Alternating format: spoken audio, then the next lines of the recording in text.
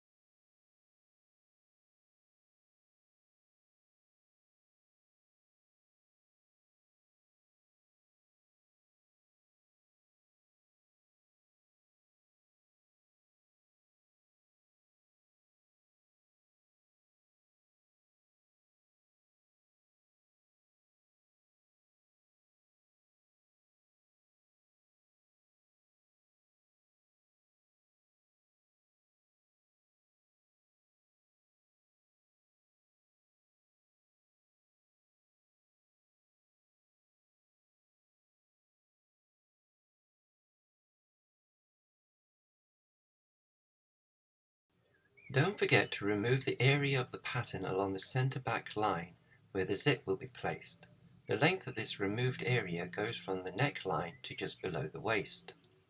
The width is around 4 mm wide, half the width of the 8 mm wide teeth of the zipper I intend to use. If you plan to use a wider zipper, then you may need to increase the amount of area that needs to be removed. While this dress can be worn without any collar, you may also wish to include one. This first example is a Peter Pan collar and is very simple to make a pattern template for. Place your templates over some paper and align them all together at the shoulder. Slide the shoulder line of the front template over the shoulder line of the back templates by around 6 mm. Draw around the neckline and armhole of the templates and partially down the longer sides. Make sure to include the shoulder line. Remove the templates and mark on the paper what areas represent the front, back, neck and arm. To draw the style line of the Peter Pan collar, we simply draw a curve that resembles that of the neckline. This line starts square from the back edge, curves around across the shoulder before arching over to the point where the neckline and front edge meet. The width of the collar is your own choice. Mine is slightly less than half the width of the shoulder. And that is it. Simply cut the shape out and you have your Peter Pan collar template. Before moving on to the next type of collar, let me demonstrate how we may also draw templates for cap shoulders. Using the same marked out area as before, decide where you wish your caps to start from along the armhole line. Draw a curved line out from the armhole. This is by whatever depth you wish the caps to extend beyond your shoulders.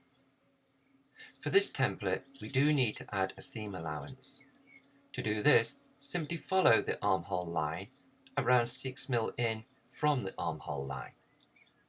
Cut the shape out and you have your template. Place the template over the armhole of your body sections and mark its starting points. This is to provide balance markers that we may use later to help align our caps during construction.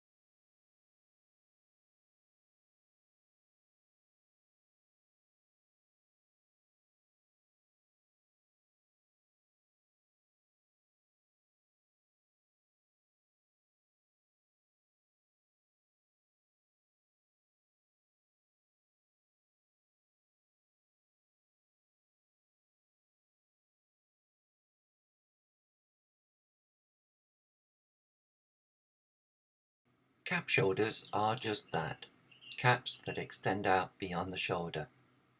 And Peter Pan collars simply lay around the neckline. They are the simplest collars to make. A slight adaptation to the Peter Pan collar is the Eton collar. Such a collar arches up slightly into the neck and rolls around into it. To make an Eton collar, take your Peter Pan collar and cut it into 5 to 6 sections. Place the sections over some paper and pivot each section on the neckline so that the opposite longer curved edge shortens and straightens. The sections want to overlap one another along the longer curved edge by around 3/4 centimeter. The shorter curved edge of the neckline should not have its length affected by this pivoting. Tape the sections down and redraw around so that the curved edges are smooth. We still need to add a seam to this template, but we will come to this shortly.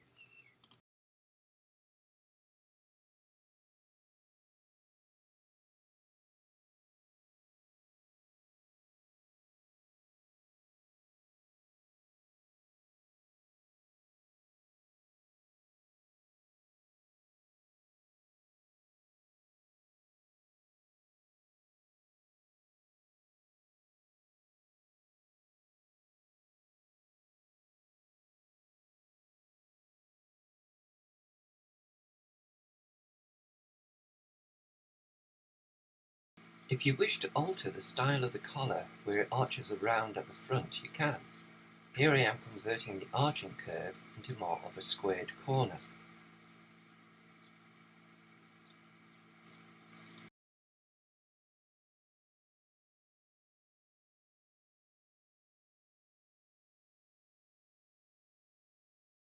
Another type of collar you may wish to make is the mandarin collar. With this variety, the collar extends the garment directly up the neck. To make the template for the mandarin collar, we first need to measure the neckline of our templates. We then draw a rectangle that measures the same length. The width of the rectangle is however high you wish the collar to extend up the neck. In my case, I am extending it upwards by 6 centimeters. Cut out the rectangle and subdivide it into 5 to 6 sections. We now pivot the sections along the bottom edge. The bottom edge remains the same length, but curves. The top edge shortens and curves. To determine how much we shorten the top edge by, we can measure around the circumference of our neck, about halfway up, or whatever height you have decided to set your collar to. Tape the sections down once happy with things, and redraw around them on fresh paper to produce the new smooth curved edges.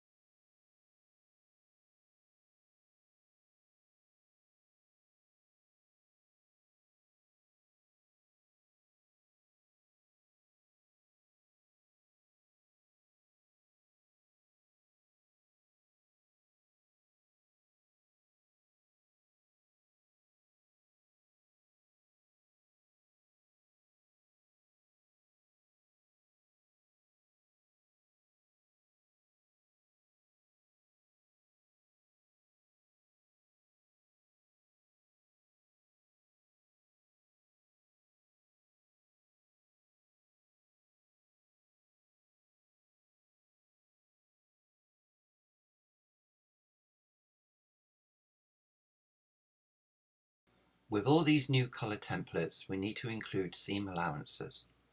For the Peter Pan collar, the seam allowance is included inside the neckline edge. This seam allowance wants to be 6 mm wide and follow the same orientation as the curve of the neckline. For the Eton collar, the seam allowance needs to extend beyond the neckline by 6 mm. Again, follow the orientation of the neckline's curve. For the Mandarin collar, we do the exact same. Draw a line 6 mm out from the neckline edge. Mark on your sections what areas are the front and back and which curve is the neckline to save any later confusion. On the Mandarin collar, indicate that the front edge is a fold line.